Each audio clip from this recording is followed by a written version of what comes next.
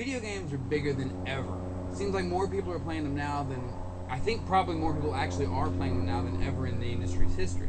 It's a really cool and exciting time. New technology actually has ushered in a lot of retro gaming. Retro gaming is the topic of this discussion, and I think retro gaming, as someone who grew up playing these games, not as retro, but as current, it's very important, in my opinion, for us to retro game responsibly. There are three things that I think are important to keep in mind if you're going to be a responsible retro gamer.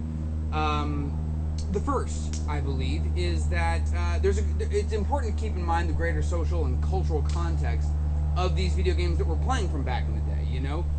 Yes, Mario Brothers was huge, but what was going on in 1985 when it hit?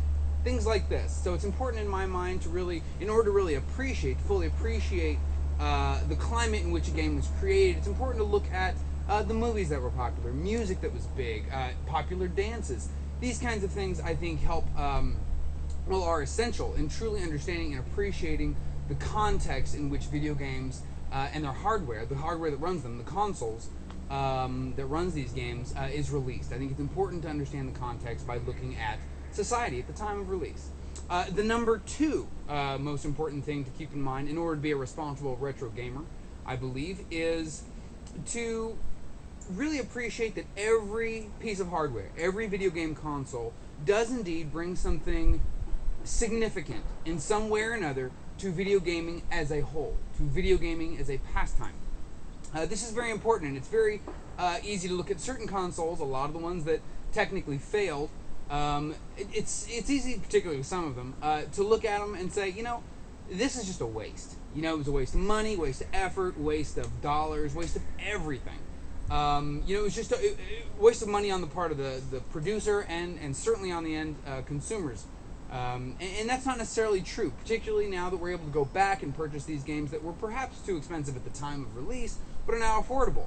And they're worth looking at because they do indeed put an interesting and unique patch on the quilt that is video games. Also, and this is in keeping with this, kind of an additional little bit, every console, to my knowledge, and through my filter, every console, even the failures, sport at least one great game that is absolutely worth looking into, that in a lot of ways legitimizes the existence of these even greatest failures of machines. Number three, and this is an important final one, you know, nostalgia is a big deal. You know, we as human beings are into warm, fuzzy feelings that we associate with better times in the past. Excuse me.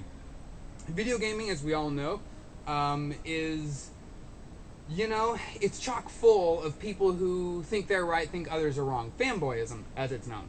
And this is an important thing to keep in mind while looking at the bigger picture, and that is this. This is number three. Number three, it's important for retro gamers to respect and understand that video games are better now than they've ever been. That's just how it is. They're better now than they have ever been. Yes, 16-bit was awesome. We love the Super Nintendo. The Sega Genesis rocked.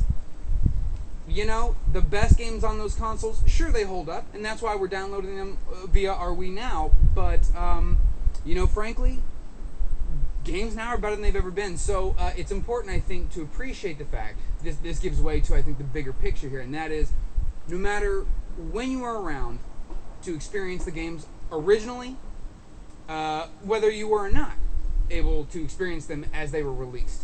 It's important to keep in mind that we're viewing these games, we're retro gaming, as people of the future, essentially. You know, we're looking at everything we do with 2008, almost 2009 eyeballs. And this really changes our perspective and perception of what we're playing. So I believe these are the three most important things to keep in mind as we retro game. So this is going to be a series of videos that just kind of capture what video gaming has been for me, and I'm going to take this in the order in which I received these games' consoles, and in turn their software library. So yeah, feel free to join me. I look forward to it.